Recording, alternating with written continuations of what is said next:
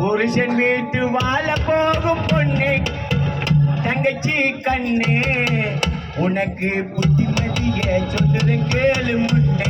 ஏ சூப்பரா பாடுதானே.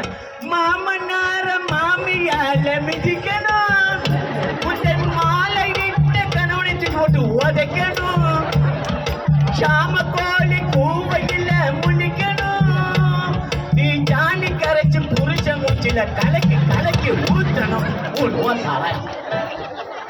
இல்ல இப்படி சொன்னா நம்ம தங்கச்சி அடுத்த இடத்துக்கு வந்துருவா. என்ன வேற என்ன பாடணுமா? வந்தா அடிச்சு விடுவோம். ஓடுற ஹலோ காய்ஸ், இந்த ப்ரோக்ராமில் வாய்ஸ் கொடுத்தது இது எல்லாமே பேக்ரவுண்டில் இருந்து பண்ணது இவர் தான். அம்மா எனக்கு ஒரு வாரத்துக்கு தண்ணி கொடுங்கம்மா, ஸ்கூலுக்கு கொண்டு போகணும். இதே பெண்களுக்கு 4 குரல். அதே மாதிரி ராவணாலாம் வந்துட்டாங்கன்னா 10 தலை வச்சிருப்பாரு. அவங்கெல்லாம் சவுண்டு சின்ன சவுண்டு கிடையாது, பெரிய சவுண்டை வந்து டப்புனு கீழே இறங்கணும். பாதாளம் மத்தியம் 3 உலகத்தையும் அரசாய்த்து உறைந்து வரும் ராவண ஈஸ்வரன் மகாராஜா. மெதுவா சத்தம் போடுங்கள், பணியில் அவங்க உட்கார்ந்துருக்காங்க, ஓடிடக்கூடாது. மன்னன் என்றால் சத்தம் போட்டால் தானே மன்னன் என்று சொல்வார்கள். மகாராஜா மகாராஜா, உங்களை பார்ப்பதற்கு உங்களுடைய தங்கை சோர்படைக்கு வந்திருக்கிறார். என்னுடைய தங்கை வந்திருக்கிறானா? அவரை வர சொல் பார்க்கலாம்.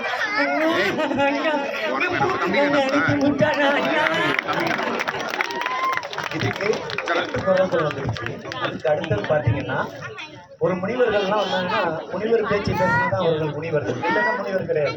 அடே ஸ்ரீராமன் வந்துட்டான் இல்லையோ, ஸ்ரீராமனுக்கு வட்டாபிஷேகம் முடிக்க வேண்டும். ஓ வதிஷ்டரே சீக்கிரமா வரும். அடடடடா போய் விஷயத்தரே கொஞ்சம் பொறுமையா, ஏன் இப்படி அவசரப்படுகிறீர்? அரே ஸ்ரீராமன் இப்ப தானே வந்திருக்கிறான், பொறுமையாக வட்டாபிஷேகம் முடிக்கலாம். அதாதாதாதா அதற்கு ராமன் இருக்கிறான், பாயாசத்தை கொடுத்து 2வது 10வது ஏகத்தை கொடுக்கிறதா.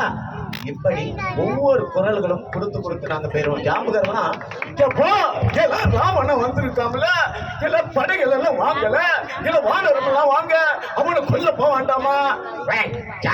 கொஞ்சம் பொறுமையா கொஞ்சம் பொறுமையா. இப்படி என்று ஒவ்வொரு குரல்களும் மாத்தி கொண்டு சென்று சுமார் 28ல இருந்து அதிகமாக தான் மாற தவிர குறைய மாறாது. இன்னும் பேசிக்கிட்டே இருக்கலாம். மீண்டும் பலத்த கரவழியோட அண்ணனுக்கு நன்றி சொல்லலாம். அவர் விடிய நடத்தக்கூடியவர். மக்கள் கலை